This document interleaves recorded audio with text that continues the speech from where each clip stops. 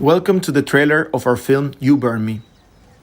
In Spanish, Tú me abrazas. 과거의 그리스 신화에서 그것을 연기하는 두 인물과 그리고 생물학도로 보이는 그래서 종종 박테리아나 이런 얘기들이 나오고 있는 그래서 그 박테리아가 인류의 기원이라고 당연히 생물학 전공자니까 그렇게 얘기하면서 신에 대한 존재보다는 그 얘기를 통해서 또 다시 중간에 개입하는 자신의 목소리 연기를 한다고 하는 또 그 누군가가 또 있는 것이다고요. 그 인물이 목소리하고 또 일치하는 건 아니에요. 앞에 선언하고 있어요.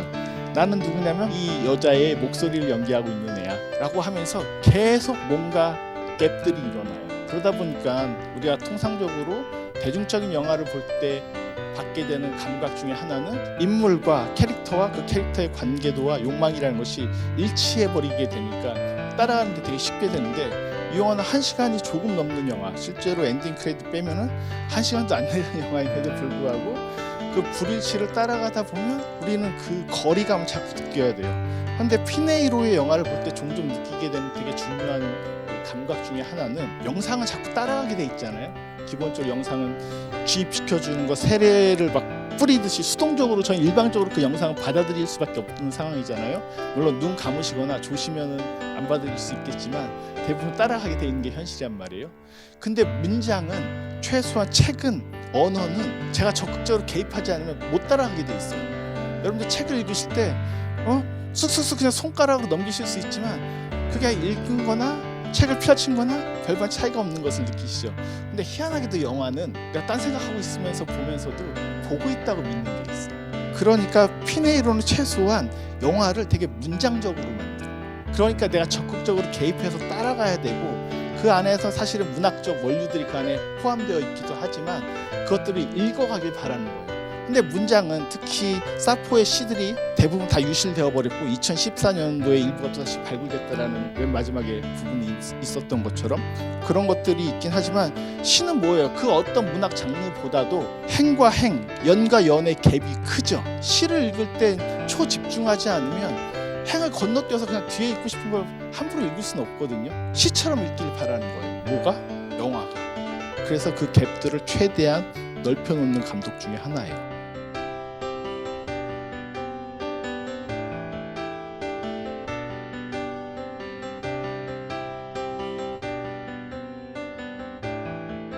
먼저 인물들에 대한 소개를 하면 영화 속에서 언급이 됩니다. 이 크레타의 이 여신 같은 자기가 ним프 요정 정도가 된다고 했던 이 인물의 경우에는 되게 중요한 그리스 신화의 내용이 9달 동안 크레타의 왕인 미노스로부터 도망치다가 결국 바다의 거품이 되었다라고 하는 부분들이 있고요. 사실은 이 브리토 마르티스라고 하는 이 요정은 원래는 이 크레타의 위치가 좀 희한하거든요. 에게해라고도 불리고 결국 이제 지중해 한 또 다른 그리스와 터키라고 얘기하면 안 되죠. 튀르키예 하고 연결되는 그 지역의 대표적인 에게 문명의 장소인데 크레타 섬은 좀 밑에 놓여져 있어요. 그 이따 지도를 잠깐 보여드릴게요. 원래 그 크레타 섬이 원류가 미노아 문명인데 나중에 미케네 문명에서 정복된 이후에는 그리스 신화들이 이제 본격적으로 올림푸스의 신들이 들어오면서 이 브리토 마르티스도 처녀의 신, 사냥의 신쯤 되거든요.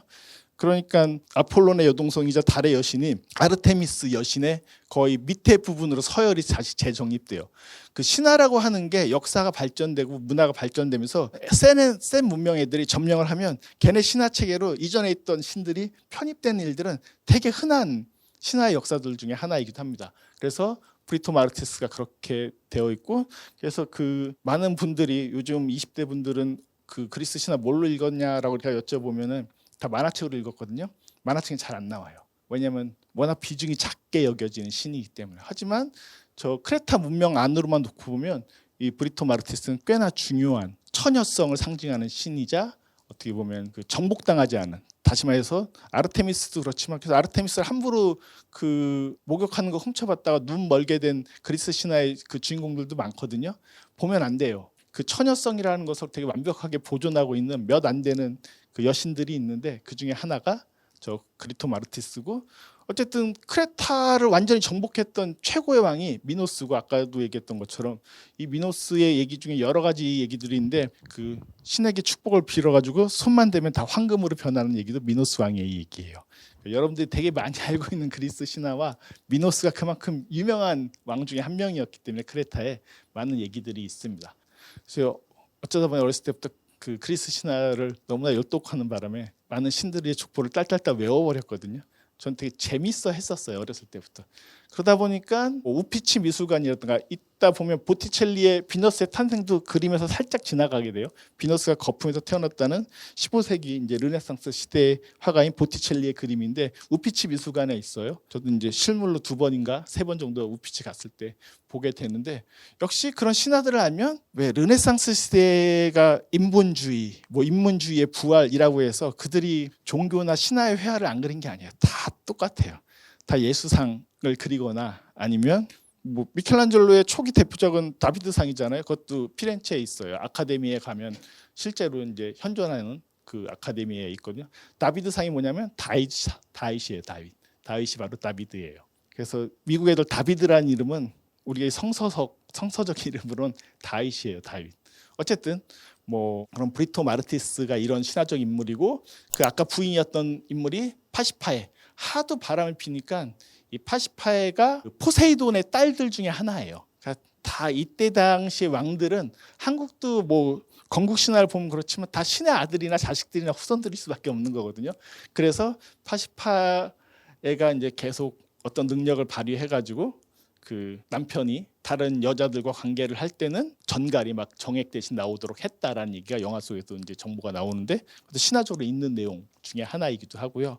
또 재밌는 건, 그래서 아까 그 생물학 전공하는 그 여자는 그 남성에 대한 약간의 그 공포, 혐오 같은 것을 드러내면서 미노스가 되게 병균적 존재다라는 식으로 또 설명하는 부분들도 쑥 지나가셨어요. 그러니까 그게 사실은 이런 맥락 속에서 보면 다 반복되는 얘기들인 동시에 설명이 다 될 수 있는 얘기들인데, 단편적으로만 툭툭툭 건드려져서 가다 보면 좀 놓치실 수가 있죠. 이 그림은 그 일종의 그 카페트, 테피스트리로 있는 저 브리토 마르티스와 관련된 그런 그림이고, 실제로 관련된 작품들이 많이 남아있지는 않아요. 이 인물에 대한, 신화적 인물에 대한. 그리고 그 다음이 이제 사포죠. 사포는, 이 그림은 실제로 사포도 그림이 남아있는 건 아니고요. 사포가 죽은 지 600년 후에, 뭐 폼페이는 아시죠? 저기 이탈리아에 있는 폼페이에 그 벽에 그린 사포에 대한 그림인데, 상상적 그림이에요. 실제로 우리가 알고 있는 신화적 그림들이나 뭐 종교적 그림들이 실제 인물과 얼마나 비슷하겠습니까? 그럴 확률은 별로 없거든요.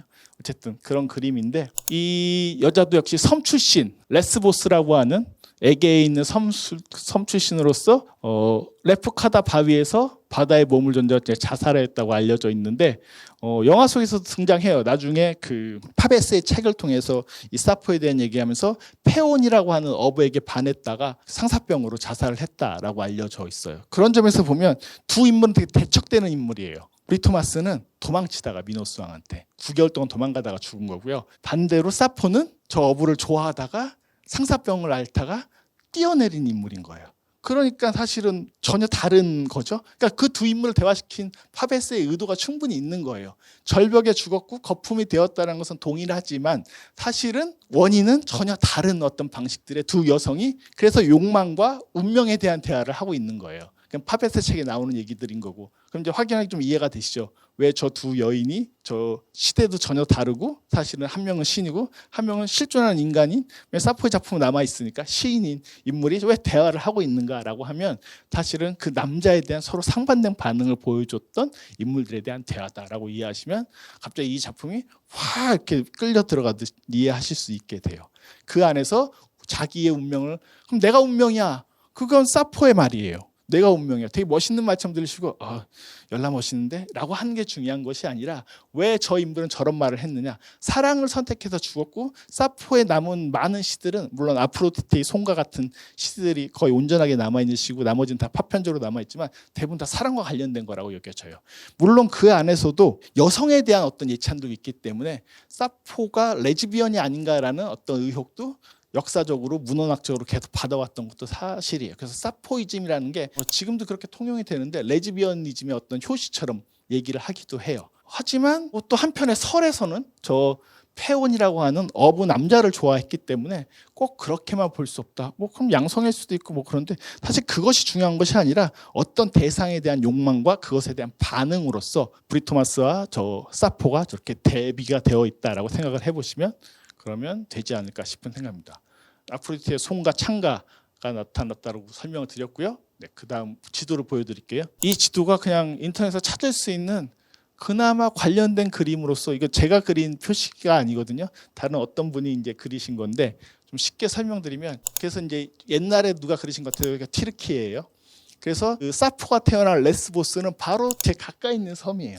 근데 예전에는 이 지중해 에게해죠. 정확하게는 에게해고 지중해를 통해서 다 왔다 갔다 했었어요. 그래서 트로이 전쟁은 뭐냐면 소아시아적인 터키에서 트로이가 있었고요. 그래서 여기서 연합군을 만들어 가지고 헬렌을 뺏겼다고 헬렌의 부인인 아테네 왕이 그 메넬로스가 다 데리고 연합군 그 오디세우스 포함해서 다 데리고 넘어가서 이쪽 가서 여기 초토화시키고 돌아온 얘기예요. 근데 일리아드가 이제 트로이 전쟁기고 그 다음인 오디세이아는 집으로 돌아가는 거예요. 자기의 고향이 이타카 섬으로 돌아가는 여정인 건데 이타카로 가는데 도대체 몇 개월이 걸렸다는 거죠. 몇 년이 걸렸다는 거죠. 그게 좀 말이 안 되죠. 그래서 여기가 레스보스고요. 여기가 키프로스인데 이쪽 지역이 여기가 바로 아프로디테 여신이 태어났다라고 하는 장소로 언급되는 그런 부분들이에요. 그리고 하니아라고 써 있는데 여기가 바로 크레타 섬 지역이에요. 좀 커요, 이 섬은. 그래서 사실 문명권들이 이 안에서 바다 거품일 수밖에 없고 이 바다적 상상력, 영화 속에서 바다적인 해변의 장면들이 진짜 많잖아요. 어디를 찍었는지 좀 사실 궁금하긴 한데 그리스 문명 자체가 사실은 바다의 문명이고 지중해 문명이고 에게해의 문명이었기 때문에 모든 섬들의 역사를 통해서 계속 문명들이 펼쳐져 왔기 때문에 너무나 자연스럽게 이 영화에 있는 바다적 이미지는 파베스의 원작 그리고 파베스의 그 바다 거품에 인용되고 있는 사포와 브리토마스를 인용하는 순간에는 이 곳들에 대한 상상력을 발휘할 수밖에 없게 만들어주는 그런 측면들이 있습니다. 아까도 말씀드렸던 것처럼 그 파베스의 바다 거품, 파도 거품이라고 이제 이 책에서 소개하는 글이 이제 파베스가 쓴 글이 그대로 있어요. 크레타의 브리토마르티스에 대해서는 칼리마코스가 우리에게 말해준다. 이 얘기는 그 영화 속에도 그대로 저 문장 나오죠. 칼리마코스가 브리토마스에 대해서 말했다라고 얘기해주면서 그런 부분들이 이제 등장을 하는데 사포도 마찬가지고요. 사포가 레스포스 섬에 동성해졌다는 것은 유감스러운 사실이지만 삶에 대한 불만으로 인해 그녀가 그리스의 바다로 몸을 던졌다는 사실이 더 슬픈 일이라고 우리는 생각한다.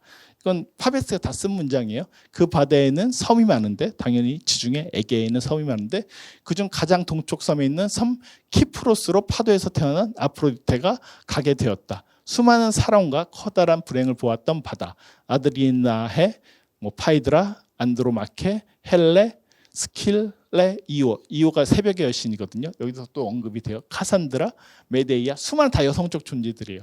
카산드라는 트로이 전쟁과 관련된 되게 유명한 예언자인데 트로이의 예언자였었어요. 메데이아는 너무나 유명하죠. 현대적 여성의 이미지로서. 어쨌든 이런 이름을 언급할 필요가 있을까? 그녀들은 모두 그 바다를 갈로질러 갔고 그중 여러 명이 바다에 남았다. 그 바다가 완전히 되게 재밌어요. 파베스의 문장도. 정액과 눈물에 젖어 있는지 생각해 볼 필요가 있다라는 거죠. 저 여성들은 일정하게 고대 문화에서부터 남성들의 욕망의 대상, 너무나 다 미인들이었었고 그런 대상인 동시에 그들은 자신의 사랑을 위해서 도망치거나 자신의 사랑을 선택하기 위해서 죽음을 선택하거나 라고 했었던 눈물에 젖어 있는 존재들에 대한 것들이 사실은 저 정액과 눈물이라고 하는 저 두 단어 안에 다 결합되어 있다.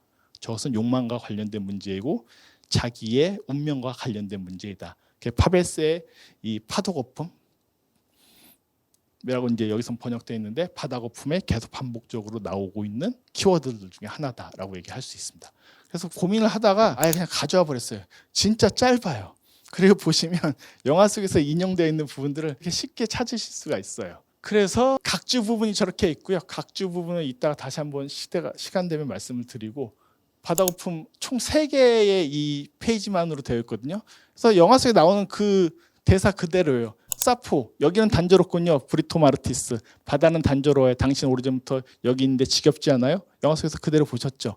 그래서 영화는 대부분 이 바다 거품의 내용들을 그 순서대로 서로 메시지를 보내거나 아니면 음성 메시지를 보내거나 아니면 직접 만나서 대화를 나누거나 라는 것들의 반복과 교환으로서 이루어져 있어요. 근데 음성 메시지 남기는 장면이 좀 신기하실 수 있는데 제가 아르헨티나의 마르테 플라타 영화제를 예전에 이제 전주영화제 프로그램 때 왔다 갔다 했을 때 같이 심사하는 아르헨티나 칠레 친구들하고 있었는데 그쪽에 감독들이나 이런 사람들 있었는데 갑자기 연락 온 걸 보더니 핸드폰을 키더니 뭐라고 막 떠드는 거예요. 그래서 야, 너 뭐 하는 거야? 라고 물어봤더니 음성 메시지를 보내는 거예요. 그러니까 저희는 무조건 다 치잖아요. 근데 저 스페인어권에서는 아르헨티나에서 특히 음성 메시지가 훨씬 더 일반화돼 있었어요. 지금도 그런지 모르겠어요. 근데 그거 보면서 이게 확실히 문화가 좀 다르면 다를 수 있는 거구나라는 것을 느꼈던 그런 지점들이기도 했었어요.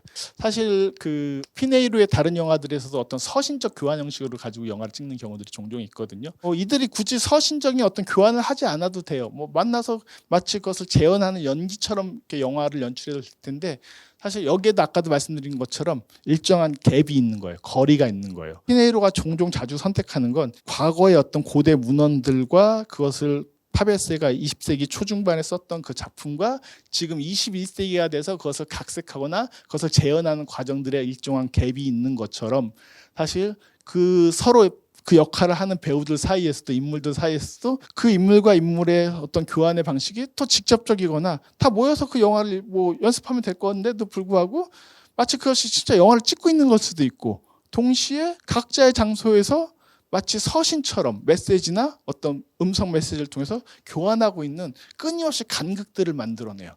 왜 여러분들이 영화를 보실 때 그래서 피네이루의 영화를 보실 때 좀 힘들게 느껴지냐면 그 간극에 적응하지 못하기 때문에 그래요. 아주 냉정하게는.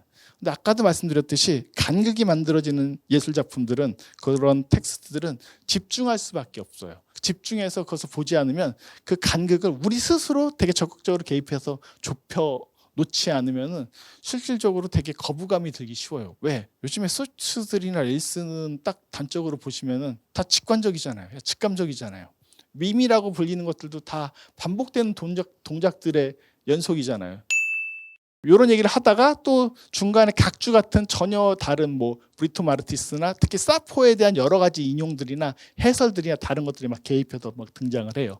그러고 나서 다시 사포가 마지막에 뛰어넘어서 모든 것이 끝날 것이라고 믿었지요. 이러면서 자기에 대해서 설명하는 것들이 있고 계속 여기 부분들이 다 고스란히 쓰이는 것은 아니지만 계속 반복돼서 이 영화 전체 한 50분 분량까지 나중에 그 문장이 끝나는 그 맨 마지막 챕터가 나오기 전까지 계속 인용이 되거나 그것들이 사실 직접적으로 인용되기보다는 끊임없이 배우들에 의해서 그 역할을 하겠다고 설정되어 있는 인물들에 의해서 말해지는 것을 볼 수 있습니다. 이 부분도 되게 기억에 나실 거예요. 나는 욕망으로부터 달아나는 것이 아니에요. 사포. 나는 원하는 것을 갖고 있어요. 예전에는 절벽의 요정이었고 지금 바다의 요정이죠. 우리는 그렇게 만들어졌어요. 우리의 삶은 나뭇잎과 줄기, 샘물, 파도, 거품이에요.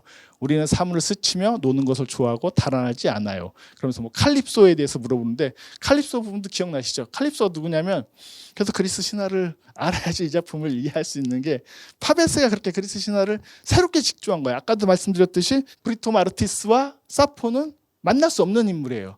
그런데 저 레이코어에 대한 수많은 그 그리스 신화 인물들을 각각의 이야기 에피소드로 다시 재구성해서 연극적으로 만들어놨어요. 시라기보다는 되게 연극적, 옛날에 그리스 연극을 보는 것 같은 그런 느낌으로 그 파베스가 써놨는데 이 책을 보시면은 그때 통상적으로 그 시대에 동시적으로 속했던 인물을 재현하는 것이 아니라 전혀 다르게 마주할 수밖에 없는 인물들을 갖다 붙여놓는 경우들이 많고 하지만 어떤 주제적인 측면, 의미론적 측면에서는 그들은 맞닿아 있거나 서로 대결을 하거나 긴장을 일으킬 수밖에 없는 존재들인 거죠. 그래서 피네이로 감독이 이 바다 거품을 선택했을 땐 사포와 브리토 마르티스라고 하는 이 두 존재의 대화를 통해서 여성성이란 무엇인가 혹은 인생이란 무엇인가 죽음이란 무엇인가 등등에 대한 얘기들을 관객 여러분께 친절하게는 아니겠지만 그럼에도 불구하고 사유하게끔 생각해보게끔 이미지와 함께 저 소리와 음성을 듣게끔 이렇게 만들어서 보여주겠습니다.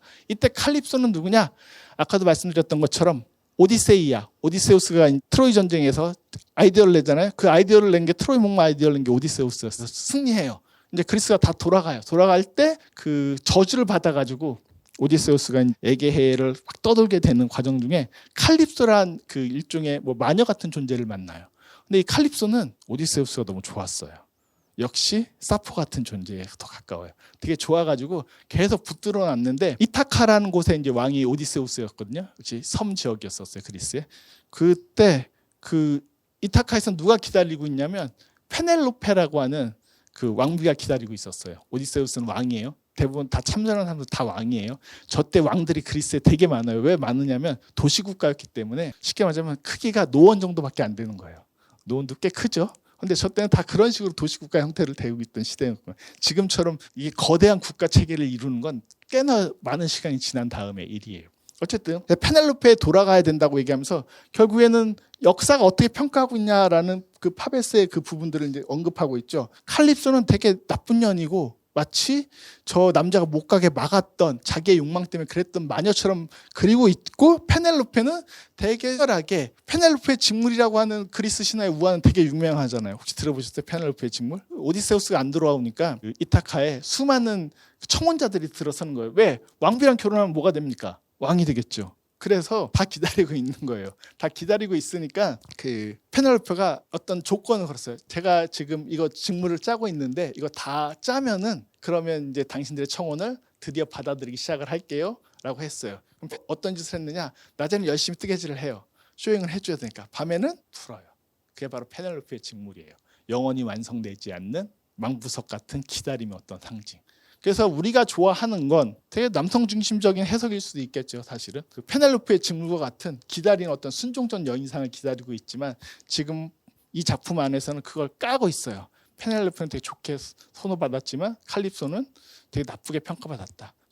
문장이 생략돼 있지만 그 안에 가로쳐져 있는 문장은 제가 읽기에는 웃기시네라는 것처럼 들려요. 그러니까 그런 얘기들이 계속 반복되고 있는 거라고 얘기하면서 칼립소 얘기도 그런 부분에서 언급되고 나오게 됩니다. 그 다음 부분도 다 보여드리진 않을 텐데 일단 몇 가지 흐름들을 보여드리면 바다거품 그 뒤에도 운명 얘기가 여기 있죠. 사포가 뭐래? 그러니까 당신은 운명을 받아들였나요? 마르테스가 브리토 마르테스가 나는 달아났어요. 사포. 우리에게 그것은 아주 쉬워요. 사포 나도 살아있었을 때 달아날 줄 알았어요. 내가 달아난다는 것은 사물과 마음의 동요를 바라보고 시를 쓰고 말을 하는 것이죠. 사포는 언어를 통해서 시인이니까 그것을 통해서 자기 예술 작품을 통해서 달아났다라는 얘기를 해주고 있는 거예요. 하지만 내 운명은 전혀 다른 것이었죠. 왜 그렇죠? 사포? 운명은 행복이에요. 노래를 불렀을 때 당신은 행복했어요. 사실 그리스 문화 안에서 초기 문화 안에서 시와 노래는 구별이 안 돼요. 오르페우스가 대표적인 그리스 신화에 나오는 시인이라고 한다면 오르페우스는 항상 리라를 들고 다녔어요. 노래한다는 게 결국 시예요. 사실 현대도 마찬가지죠. 노래가 시고 어느 순간에 힙합의 랩이 시가 되어버린 시를 대체하는 시대를 살고 있지만 시를 제대로 끝까지 열심히 쓴다는 게 얼마나 힘든 일인가라는 생각이 가끔 들 때가 있어요. 여하튼 그런 운명에 대한 얘기들도 하게 되는 부분들도 있고요. 또 운명을 어떻게 받아들일 것인가에 대한 얘기들도 영화 속에서 보셨어요. 그게 결국 내가 운명 그 자체가 돼야 된다. 그건 뭐 운명에 대한 주체적 입장일 수도 있겠지만 운명이 사실은 뭔가가 주어져 있고 그리스 신화 문화 안에서는 그리스 문화 안에서 운명이 이미 주어졌으면 대부분 그리스 문화 안에서 운명을 거부하지 못해요. 대표적인 게 오이디푸스예요. 이미 아폴론 신탁에서 그렇게 되기로 정해져 있는 거예요. 그럼 그리스 문화적 특성 중에 하나는 그 운명으로부터 인간이 절대 벗어나지 못해요. 그런데 이 바다거품이라고 하는 파벳의 작품에서는 내가 운명이 되면 될 거 아니냐. 차라리 모든 사람이 내가 운명이니까 나를 따라오게 만들어주면 될 거 아니냐라는 대화를 하고 있고 영화 속에서 그 부분을 되게 강조해서 편집해서 대화에서 보여주고 있어요. 그렇잖아요. 우리가 운명을 따라가는 이미 운명이 아폴론 신이나 하늘의 신탁에서 주어진 것을 따라가는 존재가 아니라 내가 운명이다. 나는 운명이다. 라고 말하는 순간에는 그래서 다른 존재들이 나를 따라오게 되는 게 그게 더 제대로 된 어떤 인간의 모습 아니겠냐. 그게 그리스 문화에 있긴 있는 문화예요. 그것도 사실은 카잔차스키의 그리스인 조르바 같은 것들을 보면 사실은 그런 자기 스스로가 운명이 된다는 것에 대한 그리스 정신들이 니체와 더불어서 되게 강력하게 표출되는 부분들이 있는데 파베스도 일정하게 니체의 영향을 받은 부분들도 있고 그런 부분들이 사실은 이 레이코프와의 대화에 이 바다 거품에서 이런 식으로 표현되어 있어요. 그래서 맨 마지막 문장 보셨죠? 마르테스가 하는 얘기예요. 그녀 앞에서는 우리 모두 달아나죠. 그녀에 대해 말하지 마세요. 함부로 말하지 말라. 그 여인에 대해서, 그 여성에 대해서, 그녀의 삶에 대해서 라고 하면서 사실은 이 영화, 저 문장이 나오는 마지막 부분들이 영화의 실질적인 끝입니다. 그리고 나서 근데 파베스 얘기 더 할게. 사실 파베스의 작품을 기원으로 했는데 한 54분인가 그쯤 지났을 때 사실 영화는 끝나요. 원래 저 레이코프와에 대한 저 장면을 재현하는 것. 근데 파베스의 얘기를 더 할게 하면서 파베스가 어쩌고 저쩌고 한 얘기들 뒤에 약간 10분 정도는 각주처럼 붙여있어요. 10분도 안 되죠. 한 5분 정도로 붙이면서 영화는 이제 뒷부분으로 흘러갑니다. 그 부분도 살짝 가져왔으니까요. 보면서 말씀을 드릴게요. 이렇게 해서 이 대본을 한 50분 동안, 50분이 아니지 앞에 한 5분, 10분 잘린다고 한다면 한 40분 동안 충실히 따라가면서 끊임없이 설명을 해요. 근데 각주가 들어갈 때 이제 뭐가 생기냐면 어떤 뭐 생물학적인 입장들도 들어가고 다른 사람들의 해석이나 혹은 사포의 시를 인용하면서 뭐 스위스의 시, 여성 시인에 대한 시들이나 이런 것들 계속 또 같이 연결하면서 그것들 또 배우들이 막 연기하다 보니까 우린 무슨 혼란이 생기냐면 이거 바다거품의 대사야? 라고 받아들이기가 힘들어요. 일부러 섞어요. 계속. 그래서 그 이후에 이런 시들로부터 다시 말해 사포이즘 혹은 사포의 시로부터 영향받거나 연상시키는 것들도 되게 적극적으로 이 피네이로 감독은 그 배우들에게 말하게 함으로써 사실 과거적인 것과 현재적인 것의 구별이 무의미해요. 그 안에서 계속 우리 앞에서 튀어나오는 것은 본질적인 것에 관한 문제예요. 이들의 운명과 이들이 느끼는 어떤 후회와 사랑에 대한 감정과 이런 것들을 끊임없이 전달해주고자 노력을 해요. 그래서 보다 보니까 뭐 이럴 거면 2시간으로 만들어도 되지 않았을까 싶을 정도로 뭐 그런 레퍼런스를 충분히 찾아볼 수 있는 영화일 수도 있겠다 하는데 피네이로 감독도 이제 영화를 한두 편 만드신 분은 아니니까 이제 전주영화제 있을 때도 심사위원으로 오기도 했었거든요. 그러다 보니까 이제 현실적인 선택을 하는 거죠. 왜냐하면 관객성도 점점점 달라지고 이 영화를 여러분들이 2배로 많이 길어서 만드신다면 여기 지금 시네마토그래프 이제 이명 대표도 와 있는데 배급해서 개봉시킬 엄두가 났을까라는 생각이 들기도 해요. 1시간이면 뭐 어쨌든 그래서 견딜만 하지 않습니까? 영화 속으로 이제 들어가 봅니다. 이제 앞에는 다 이제 공부를 하신 거예요. 좀 앞에 공부가 좀 빡세긴 했지만 머릿속에 이제 이 얘기들에 대한 기본적인 정보를 듣는 순간 어느 정도 잡히시는 게 분명히 생기셨을 거라고 생각을 합니다. 그래서 이걸 끝까지 가려고 했더니 PPT가 거의 60장 넘어가길래 제가 그건 너무했다 싶어가지고 20장 정도는 뒤에는 이제 되게 생략하고 앞에 부분에 어떠한 전개 방식과 구성 요소들을 가지고 있나라는 것을 주로 집중해서 가지고 왔습니다. 처음에 시작은 사실 사포에 대한 언급과 사포의 시로 시작합니다. 처음부터 파베스 얘기를 하진 않았어요. 그러니까 따지고 보면 어떤 여성적 존재, 어떤 예술적 존재로서의 여성성의 대표성은 파베스는 남성 시인이었고요. 제가 파베스를 알고 있는 건 그 이미지 찾아올까 하다가 결국 안 찾았는데 이성복이라고 해야 하는 현존하는 대한민국의 80년대에서부터 90년대, 2000년대까지 대한민국을 대표하는 시인 중에 한 명이 이성복이거든요. 초기 첫 장편 시집이었던 딩그론도를 언제 잠겠는가, 뭐 남의 금산 등등의 시집들을 통해서 되게 중요한 시인으로 남아있는 분 중에 하나인데 그분의 딩그론도는 언제 잠겠는가라는 시집을 저 어렸을 때 되게 열심히 읽었어. 매번 읽는데 거기에 파베스 언급이 나와요. 파베스의 피곤한 노동이라는 시집에 대한 언급이 나오고 파베스가 사실은 이탈리아 문학계의 이제 스타로 떠오르게 되는 계기가 되는 시였고 한국에도 번역이 돼 있었어요. 그래서 전 그 시집을 이성복 씨와 함께 되게 열심히 들고 다녔던 과거의 시절이 있었었는데 그래서 그 크리스마스인가 그때 파베스의 시를 막 읽었다라는 부분들은 아마 이성복 파베스 이렇게 찾아보시면 지금도 인터넷에서 그 딩그룬도를 언제 잠겠는가의 그 19절들을 쉽게 찾아보실 수가 있을 겁니다. 어쨌든 다시 돌아가서 가면 그 사포에 대한 언급을 어떤 저서를 하고 있냐면 엘리아노라고 여기 써 있는 분이에요. 엘리아노 어쩌고 저쩌고 라고 하면서 솔론이라고 하는 그리스 시대 되게 유명한 정치가예요. 솔론이 그 어느 연회에 갔는데 어떤 젊은 애가 어떤 시를 노래 얘기도 하고 시를 부르는데 너무 좋은 거예요. 그래서 그거 누구 거니? 라고 물어봤더니 사포 거예요. 그래 나 가르쳐줘. 왜? 왜요? 라고 했더니 그거 배워서 그 뒤로 죽고 싶어서. 번역은 그 죽을 때 가져가려고요라고 하셨는데 약간 여러 가지 뉘앙스가 있을 수 있어요. 히라버를 번역하는 건 쉬운 것 같지만 여전히 어렵긴 해요. 그리고 저 피네이로의 여기서 인용된 거는 스페인어로 또 번역된 것을 또 다시 한국어로 번역하기 때문에 히라버의 뉘앙스가 조금 다를 수 있는데 어쨌든 그 사포의 시를 알게 되면 깨닫게 되면 배우게 되면 그때야 비로소 죽고 싶어라고 얘기하는 거예요. 뉘앙스는 솔론의 말은. 근데 솔론은 너무나 중요한 그리스의 많은 정치를 개혁했던 인물이거든요. 근데 이 얘기가 여기서는 보면 엘리아노라는 사람의 어떤 책에서 가져왔다고 여기 인용이 되어 있는데 이 엘리아노의 원래 히라버 이름은 아이 엘리안이에요. 이게 스페인식으로 바뀌면 이렇게 엘리아노로 바뀌게 된 거예요. 그래서 저 아이 엘리아노의 실제로 그 책이 있어요. 이 솔론에 대한 이 대화를 언급한 책. 저 책이 있으니까 실제로 있는 거겠죠. 가짜로 만든 건 아니고요. 실제로 있는 문헌이고 이 영화에서는 가짜 책이나 가짜 이미지는 하나도 없어요. 다 실존하는 문헌학적인 것들이에요. 그래서 아까도 저 장면들 보셨을 텐데 초반에 아테네이즈 엑세스타테시의 아들인 솔론이 그의 조카가 연애 자리에서 사포의 노래 몇 구절을 부르는 것을 듣고 즐거워하며 조카에게 젊은이라고 바뀌어 있어요. 조카라고 제가 이해하기 쉽게 이제 이름을 바꾼 거예요. 원문에도 젊은이기도 하고 영화에도 젊은이라고 번역되어 있어요. 젊은이가 그것을 가르쳐 달라고 부탁했다.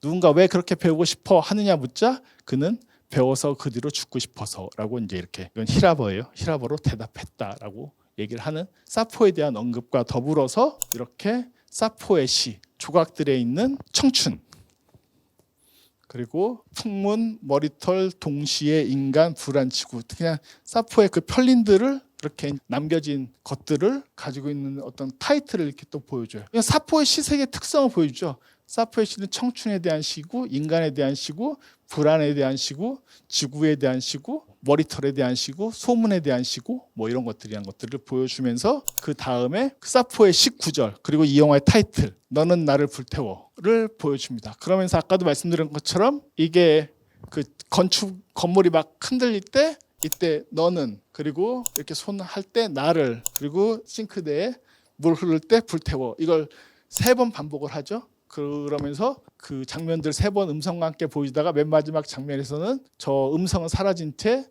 뚜미 아브라사스라는 것들이 처음에 계속 들리다가 저희한테 이제 익혀질 때쯤 되니까 맨 마지막에 이미지로만 보여줘요. 사실 아까도 말씀드린 것처럼 언어의 사라짐, 이미지가 언어를 완벽하게 대체하는 것, 어떤 그런 효과들을 이 장면뿐만 아니라 뒤에는 점점 가면서 소리가 있다가 나중에 소리 없는 장면들이 반복되는 게 더 많아지는 그런 되게 중요한 문구들도 있어요. 그런 식으로 사실은 그렇게 대체를 하고 있다라는 부분들을 좀 유심히 보시면 저건 분명히 피네로가 되게 힘주고 있는 장면들일 수밖에 없거든요. 언어와 이미지의 어떤 유사성으로 느끼기 쉽지만 사실 다른 본질이라고 하는 것들을 되게 예민하게 캐치하면서 언어가 소실된다는 자체의 이미지만으로 완벽하게 언어를 대신하는 저 순간들에 대한 것을 저렇게 타이틀을 통해서 보여주고 있습니다. 이 영화의 제목이기도 하고요. 그래서 그 다음에 이제 샵이라고 했던 것처럼 파베세로 이제 넘어가게 되죠. 파베세가 머물렀던 토리노는 이탈리아 북부 지역이에요. 아마 그 토리노와 관련된 영화 제목으로는 토리노의 말, 벨라타르를 떠올릴 수 있는데 그 토리노에 또 니체가 있기도 했었거든요. 그 니체가 이제 있었던 그때의 기억을 가지고 만든 게 토리노의 말이라는 또 영화이기도 해서 아까도 뭐 니체에게 슬쩍 말씀드렸지만 이 저 지역성이 뭐 무관하진 않습니다. 그래서 파베스 사진을 놓고 이렇게 쓱 내리니까 그 체사라 파베스 레코와의 대화라고 하는 부분들. 파베스로 넘어가면서 파베스에 대한 부분들을 설명을 해서 보여주고 있어요. 토리노의 토리노 로마 호텔에서 1950년 8월 27일 숨졌다. 그래서 거기 나오는 기차역도 보여지는데 그 기차역도 토리노 기차역이에요. 그래서 파베스의 저 기록들을 따라가면서 보여주기 시작을 합니다. 그래서 여느 때처럼 무더운 8월 여느 날에 포르타 누오바역, 이게 토리노에 있는 역이에요. 이게 호텔 로마 장면. 호텔 로마에 이렇게 있는 곳을 따라서 자기도 가게 되고 그곳에서 호텔 숙소 안에서 레이코와 대화를 읽으면서 파베세에 대한 실제 남아있는 기록들을 설명해 주고 있어요. 파베세가 그 호텔에 갔을 때 이제 죽기 전에 유일하게 들고 갔던 책 중에 하나가 저 레이코와의 대화이고 많은 이들이 전기적인 요소에서 저 책을 되게 파베세가 좋아했다. 파베세 책 중에 가장 유명한 책은 절대 아니었음에도 불구하고 그랬다라고 하면서 그 마치 유언처럼 그 책에 맨 앞장에다가 나는 모두를 용서하며 모두에게 용서를 구한다. 너무 수군대지 마시길이라고 하면서 책 앞에다가 이렇게 펼쳐서 같이 그 화면을 연동해서 보여주는 그런 장면이고요. 그리고 나는 바다 거품이라는 챕터를 보면서 갑자기 이제 이런 생각이 들었다면서 자기가 메모를 했다고 해요. 그 인물이. 그러니까 그 인물이 실제로 영화 감독인지 아니면 나중에 보면 목소리를 연기하고 있다, 대신하고 있다라고 말하니까 그 정확하게 확정할 수는 없어요. 사실은 왜냐하면 여기선 영화를 연출하는 장면이라고 하는 컷은 단 한 컷도 존재하지 않기 때문에 그걸 확정할 수는 없습니다. 다만 어쨌든 이 사람이 썼던 그 파베스의 바다 거품에 썼던 저 메모를 통해서 이제 이 영화가 본격적으로 시작되는 시발점을 보여주는 건 확실하죠. 그렇게 만들어져 있고요. 어떻게 내용이 이제 영화에서 번역돼 있냐면 나는 이 챕터로 짧은 영화를 만들 수 있다라는 생각이 들었고 마리아가 사포를 내가 브리토 마르티스 역을 맡는다라고 했는데 그런데 바뀌게 돼요. 그래서 마리아가 브리토 마르티스를 맡게 되고 그래서 약간 얄쌍하게 생기신 분이 그 마리아인 거고 그 다음에 가비 사이돈이라고 하시는 분이 사포가 되어서 이제 여러분들이 보시는 영화로 연결이 됩니다. 그러니까 이 이후에는 영화가 이제 시작이 되는 거예요. 이 계획대로 그대로. 그리고 본인에 대한 설명을 해요. 그렇다면 나는 누구인가? 이 인물의 목소리다. 이 인물은 생물학 전공. 그래서 박테리아 이야기가 튀어나오기도 하는 건 이 인물과의 어떤 관계성 때문에 나오게 되는 거고요. 또 되게 중요한 얘기를 해요. 이 초반에. 자신의 여친이 얼마 전 집예슬을 바꿔버린다. 집예슬을 바꾼다는 건 무슨 뜻이겠어요? 그렇죠. 끝났다는 거죠. 그러니까 사실은 이 어떤 여성적 관계, 연인의 관계죠. 그걸 충분히 짐작할 수 있죠. 그 짐작 관계 안에서 사실 상실감에 빠져서 뭐 저 여성이 박테리아에 대한 고민도 하겠지만 동시에 이 영화에 대한 어떤 구상과 그것을 진행시키는 것과 관련이 되는 그래서 바다 거품에 관심을 갖게 됐고 브루토 마르티스와 사포가 서로 얘기하는 것들이 자신의 어떤 심경을 투영시키거나 대변하는 어떤 직조의 관계다라고도 얘기를 할 수가 있게 됩니다. 여기까지 이해하시면 이제 영화의 구조에 들어가는 건 다 쉽게 이해가 되시는 거예요. 충분히 이해하실 만하죠. 어려운 영화가 아니에요. 사실 되게 어떤 면에선 완벽하게 기계적 패턴까지는 아니지만 이미 어떻게 영화를 만들 거야라는 걸 다 설명해서 보여주고 있어요. 다만 우리가 통상적으로 영화를 대할 때 그 자세가 있잖아요. 인물이면 내가 사포, 내가 브리토 마르티스 이렇게 해가지고 뭔가 할 줄 아는데 제가 뭔지 제가 계속 뭔가 책을 읽는데 연기를 하는지도 모르게 계속 목소리만 장면들만 있다 보니까 우리가 갖고 있는 되게 선입견을 통해서 소비를 하다 보면 잘 관람이 안 되죠. 근데 뭐 이건 뭐 대학교 수업 때나 이럴 때 많이 하는 거지만 영화가 하나의 방식으로 결정돼 있다는 건 저희의 절대적 고정관념 중에 하나예요. 아주 쉽게 얘기하자면 초기 영화들은 2시간이라는 규정이 없었어요. 근데 어느 날부터 우리는 다 2시간짜리가 영화관에 가면 볼 거라고 생각하시죠? 오늘 그럼 땡 잡으신 거예요? 1시간밖에 안 봤으니까? 어떻게 느끼실까요? 1시간짜리인데도 2시간 이상이셨나요? 그런 규정이 원래 없어요. 근데 암묵적으로 그것들이 산업적인 것들 안에 영화가 포용되기 시작하면서 소비되기 시작하면서 가끔 그런 거 반응을 보게 돼요. 극장에서 이렇게 나올 때 2시간 한 20분쯤 되는 영화였었는데 되게 재밌었나 봐요. 그래서 영화 너무 좋지 않냐? 너무 재밌었다. 그래 다 좋은데 조금만 짧았으면 좋겠어. 2시간 넘어가 버리잖아. 왜 그게 우리의 가치 판단의 기준이 돼야 되죠? 근데 우리는 이미 그것에 지배를 당하고 있어요. 원하든 원하지 않든. 사실 그런 부분들을 피네이로의 영화를 보다 보면 내용적으로 형식적으로도 있지만 이런 길이에 대한 문제, 경험에 대한 문제라는 거 하는 것들이 다를 수 있다는 것들을 얼마든지 보여주는 현대적인 모던한 대표적 감독 중에 하나라고도 얘기를 할 수가 있을 것 같습니다.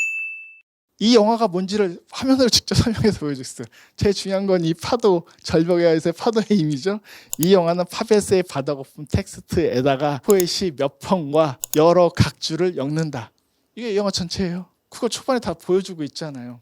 그러면 좀 감독이 말을 하면 좀 믿으시면 되죠. 그렇게 따라가면 되는 일인 거예요.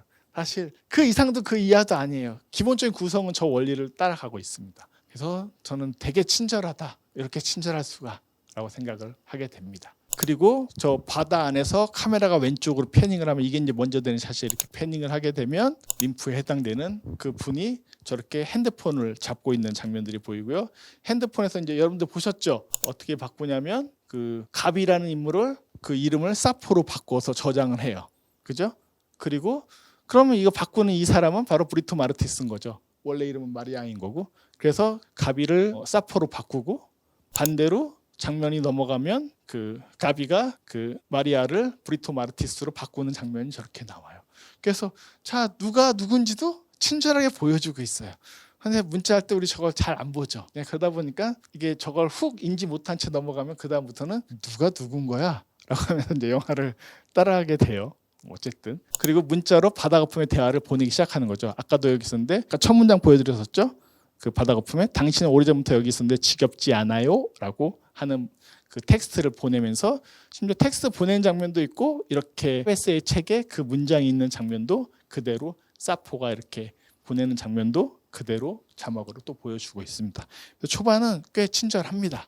사실. 그리고 사포가 답장을 하죠. 당신 인간이었을 때 더 좋아하는군요. 그래서 브리토 마르티스가 이렇게 사진을 찍고 있는 바다를 사진 찍고 있다가 텍스트로 넘어가는 그런 장면들도 연출이 됐었고요. 그리고 답장을 받은 거죠. 그 답장을 그대로 받고 있다는 것도 되게 연기해서 보여주고 있어요. 이걸 사포가 받았는데 당신은 인간이었을 때를 더 좋아하는군요라고 브리토 마르티스가 보낸 바닷가에서 보낸 장면을 그대로 사포가 또 확인하는 장면이 이렇게 친절하게 있을 정도로 사실 앞에서 그 연결들이 어떻게 되는지를 그래도 관객에게 그 정도 가이드는 해줘야죠.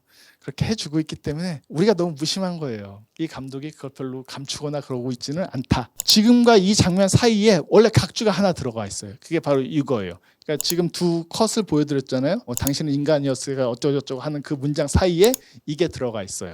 그게 뭐냐면 다른 책에서 있는 파운을 향한 고통스러운 욕망 끝에 그 사포가 자살을 시도했다라고 하는 것들을 다른 책에 있는 부분들에 대한 인용을 저렇게 그렇게 각주해서 보여주고 있어요. 사이에 끼워놨기 때문에 사실 연결이 바로바로 안 되고 뭔가 간극이 뜨고 막이 뜨고 우리가 그것을 바로바로 직관적으로 이해하는데 조금은 방해를 받아요. 확실히. 그렇게 연결이 편집이 되어 있다. 그런데 사실은 각주나 나중에는 원문 텍스트인 바다 거품이 아니라 다른 얘기들을 또 배우들이 연기하게 만들어 버리는 등 계속 혼돈을 주고 있기 때문에 뒤로 갈수록 저도 더 명확하게 정리가 될 줄 알면서 이렇게 영화를 처음 봤다가 뒤로 갈수록 왜 더 헷갈리지? 라고 생각했던 그런 기억이 또렷하게 납니다. 이것이 기본적인 전개 방식, 바다 거품의 대화 나누기, 그 사이에 감독이 각주로 보완하기, 감독이 됐든 그녀가 됐든 그리고 대화의 전달은 문자, 음성 메시지, 대화 등등 되게 다채롭게 연결되고 이어지고 있다. 브리토마스가 찾은 각주 중에 하나 이거죠. 브리토마스에 대한 각주예요. 그래서 바다 거품에 대해서 브리토마티스는 미노스 시대의 크레타 섬의 님프로 요정으로 하면서 브리토마르티스에 대한 또 각주를 쳤어요. 칼리마코스도 이 브리토마토스에 대해서 언급을 했다. 뭐 등등에 대한 얘기들을 하고 있고요. 제일 재밌는 것 중에 하나가 둘 다 이제 계속 텍스트를 보내고 뭔가 보낼 때 저렇게 바다가 보이고 이렇게 화면이 카메라가 오른쪽으로 이동해서 쭉 올라가다 보면 절벽 있는 언덕이 보여요. 그래서 계속 이 장소들이 반복적으로 등장을 하는데 도대체 저 장소는 어디인가? 라는 궁금증을 갖게는 되었습니다. 바다 거품의 대화가 계속 이어지고요. 자신은 자신을 구하려고 뛰어내렸어요 라고 얘기하고 있고 그 남자가 쫓아오는 게 뭐 어땠어요? 그러니까 나 그 남자가 누군지 몰랐어요. 미노스를 얘기하는 거죠. 단지 달아나야 한다는 것만 알았죠 하면서 계속 그 대화의 내용들이 화면과 함께 흘러나오기 때문에 이것을 뭐 텍스트로 보내는 것도 아니고 내레이션처럼 깔려 있어서 사실은 이게 바다 거품에 속하는 것인지 어디에 속하는 것인지를 단박에 파악하는 건 사실 좀 힘듭니다. 그래서 저는 차라리 그 열린 책들이 약간 협조를 구해서 바다 거품 텍스트를 나눠주는 것도 영화를 이해하는데 도움이 되겠다. 실제로 그 원문 책도 그렇게 페이지가 많은 게 아니어서 그걸 보면은 뭐 어쨌든 김운찬이 번역한 것을 존중해 준다고 한다면은 차라리 이 영화를 뭐 보기 전에든 보고 나서든 조금은 더 이 내용들 대부분 얘기하는구나. 근데 그것이 없는 것들도 있는 거구나라는 것 정도만 가이드를 줘도 상대적으로 좀 따라오기 좀 편하지 않을까 싶은 생각을 해보게 됩니다. 그리고 또 중간에 생물학 그 전공자의 각주 아까 미노스한테 도망쳤다는 얘기가 나오는 거니까 그가 품고 있을 균으로부터 달아나기 위해서였다라고 이 생물학도가 이렇게 번역을 해버리는 거죠. 해석을 하는 거죠. 그건 되게 현대적 입장인 거죠. 왜 그 미노스가 균이 있냐? 그게 아까도 얘기했던 그 왕비가 전갈이 나오도록 정액에서 이렇게 저주를 했다고 하잖아요. 그게 뱀과 전갈이 나오게 했다라는 것들을 사실은 현대적 생물학적 입장에서는 균이라고 할 수도 있는 거예요. 여러 가지 있을 수도 있겠죠. 대표적으로 성과 관련된 균 뭐겠어요? 남성이 갖고 있는 거. 이건 이제 더 한 단계 더 나아가서 해석해 보는 거예요. 매독 같은 것이 될 수 있겠죠. 뭐 보들레르도 매독으로 죽었다라는 그런 얘기들이 있는 것처럼 사실 많은 여성들과 무분별하게 관계하는 남성들이 갖고 있는 병들 중에 하나가 매독 같은 것들이 있었죠. 실제로 이것도 썰이에요. 확실한 건 아니에요. 니체가 죽은 이유 중에 하나도 매독으로 의심받기도 해요. 그래서 그런 부분들도 생각해보고 그 균이라고 설명했고 신화적으로는 여왕에 의해서 저주니까 뱀과 정갈이 나온다라고 해석할 수 있는 건데 정액에 대한 이미지들은 종종 저렇게 위생학적으로 질병학적으로도 연결돼서 해석이 재해석되기도 합니다. 또 이런 부분들도 재밌었죠. 사포의 난 간절히 바란다라는 시가 나오자 그 다른 시를 연상시킨다라고 하면서 그때 나오는 게 여기 잠깐 이름이 언급되어 있는데 알폰시아 스토리니의 시집을 펼쳐 있는 장면으로 연결되는 거예요. 이 시인은 되게 여성주의 시인이기도 하고요. 이 안에서도 그 19절이 반복되는데 새 펼쳐진 저 사람이 생물학도인지 뭔지 모르겠지만 그 시집을 펼치는 장면이 있고 그 다음 보면은 이렇게 사포가 밖에 있을 때 뭐 밖을 바라보면서 강물을 저장하는 물탱크를 바라보았다. 그 19절을 또 반복하고 또 브리토 마르티스가 강물을 저장하는 물탱크를 바라보았다를 이렇게 침대에 누워 있는 채 또 이렇게 내레이션으로 흘러가는 것이 저런 식으로 또 반복이 됩니다. 그러니까 이 영화에서는 반복이 정말로 많고요. 그건 사실 그 피네이로의 전작들을 통해서 계속 반복되는 요소들 특징들 중에 하나예요. 그 반복이 되는 게 왜 반복이 될까라고 했을 때 크게 세 가지 이유가 통상적으로 있어요. 반복은 일정하게 리듬감을 만들어내요. 운율을 만들어내고 그런 걸 통해서 독자로 하여금 관객으로 하여금 그 말들에게 더 강조가 돼서 들릴 수 있도록 만들어주는 그런 강조의 효과도 있고 더 중요한 것은 영화 안에서는 그게 책으로 펼쳐져서 그 19절을 읽게 됐을 때 그리고 이미지가 달라지면서 인물에 따라서 그것이 반복될 때 이 인물들을 이 반복을 통해서 자연스럽게 연결해 버립니다. 연결성이라는 것을 만들어내요. 그러니까 리듬을 만들어낸다는 것은 그 자체로 그냥 어떤 운율을 가져야지만 리듬이 만들어지는 것이 아니라 우리는 리듬이 된다는 것은 항상 연결성이라고 하는 전제 하에서 리듬을 생각하기 마련이거든요.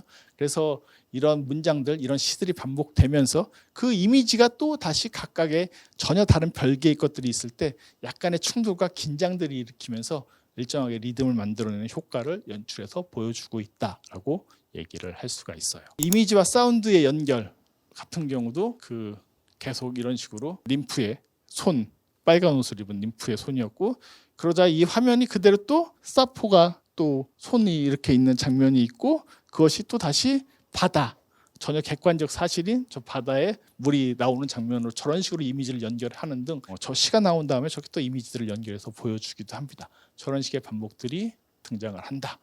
그리고 그 외에도 되게 중요한 각주들 중에 하나가 아프로디테, 아까도 얘기했던 저 보티첼리의 저 그림이에요. 비너스의 탄생이라고 불리는 거고 뭐 중간에 그 우라노스의 그 동상도 나오죠. 조각상. 원래 그리스 신화에 따르면 비너스에 대한 썰은 크게 두 가지 정도가 있는데 하나가 우라노스 혹은 우라노스는 뭘까요? 우라노스가 우라늄과도 관련된 이름이거든요. 진짜로. 우라늄이 우라노스의 그 신화적 이름을 따라서 만들었어요. 강하다는 뜻이 되겠죠? 그 우라노스가 뭐냐면 초대 신이에요. 그리스 신 중에. 대빵. 그 다음에 우라노스의 아들이 누구냐면 그럼 누구겠어요? 아니요. 제우스는 그 다음에 대빵이 되는 거고 우라노스에서 성기가 잘렸잖아요. 누가 잘랐어요? 그게 크로노스예요. 시간과 관련된 신. 그래서 낫을 들고 있는 신의 형상이 크로노스예요. 그 우라노스가 자기 아들들을 다 없애니까 어머니 신들이 크로노스를 보호했다가 크로노스가 아버지한테 복수를 하는 거죠. 그리스 신화는 폐역의 역사예요. 항상 아버지 신을 아들 신들이 다 없애버려요.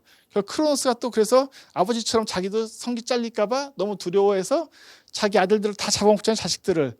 그때 제우스만 몰래 엄마가 숨겨놨다가 나중에 와서 그 크로노스에게 약을 먹여가지고 다시 다 제우스 대신 어머니 신이 그때 어머니 신이 누군지도 헷갈리는데 돌을 대신 먹였다 뭐 이렇게 얘기하기도 해요. 뭐 레아였나 아마 그랬을 거예요. 그래가지고 다시 아들이 또 반역을 일으켜서 올림푸스 12신 체계를 그때부터 이제 만들어 나가기 시작을 했다라고 하는 그런 얘기들이 있는 거죠. 그래서 저 우라노스의 성기 안에서 아프로디테가 탄생했다라는 얘기도 영화 속에서 설명돼서 나오고도 있습니다.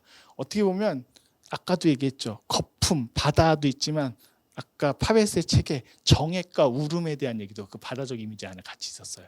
그리고 동시에 이 여자들 사포도 그렇고 림프도 그렇고 바다에 뛰어 들어가서 거품이 됐다고 하지만 비너스는 뭡니까? 그 거품에서 탄생한 거예요.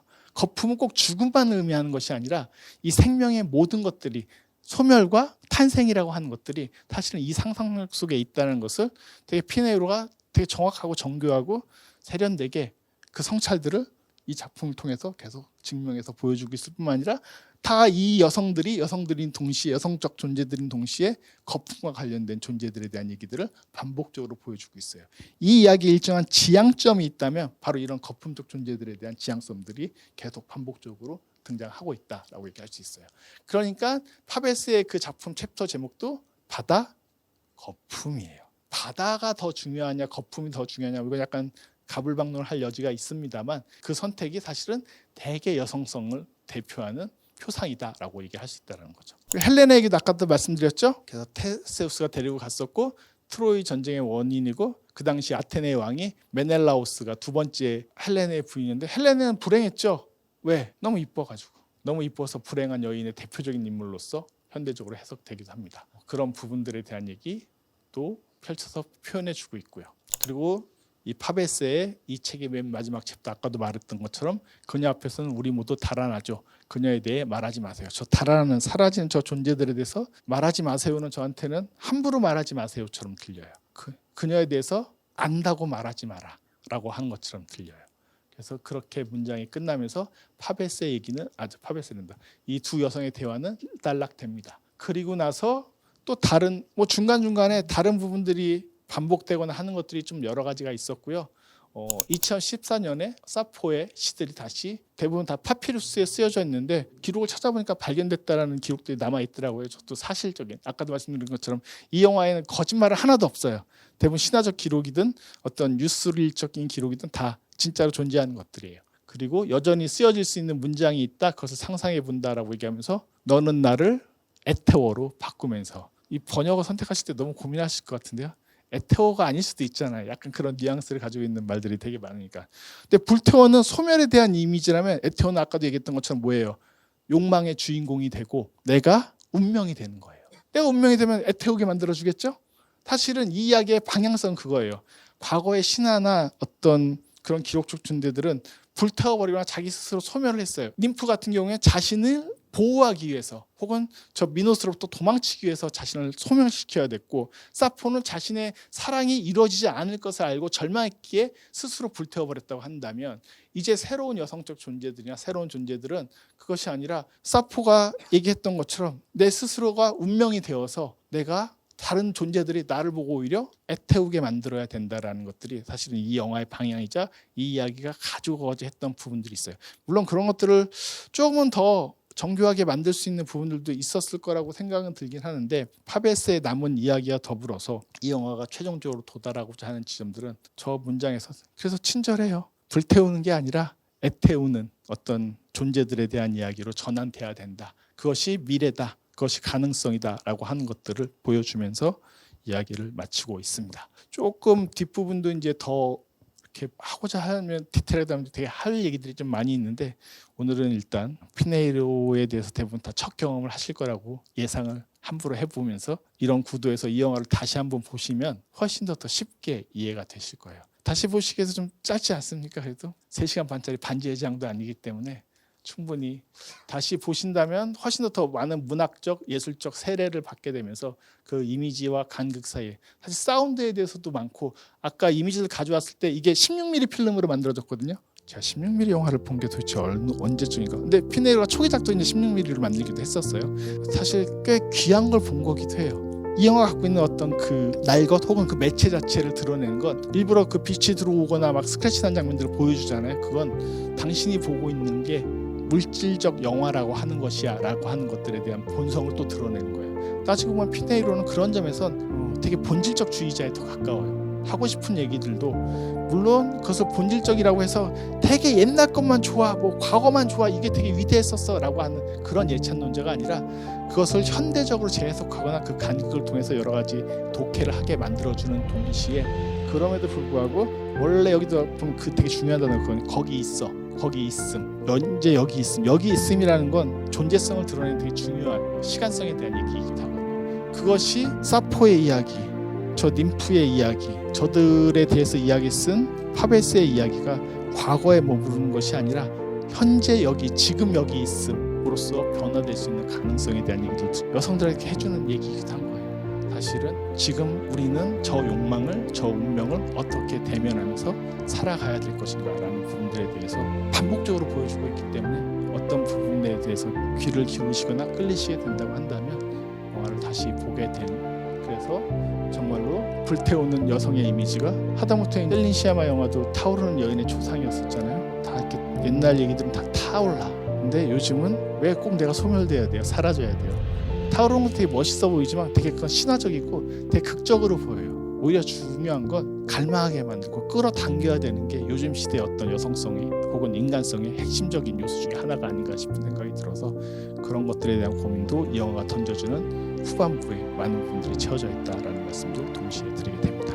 네, 어쨌든 열심히 떠들었는데요. 시간은 대략 정도로 하면 되지 않을까 싶어서 몇 분 했죠? 네, 좀 있으면 다음 상영 준비해야 돼가지고요. 네, 여기서 이야기 마치도록 하겠습니다. 들어주셔서 감사합니다.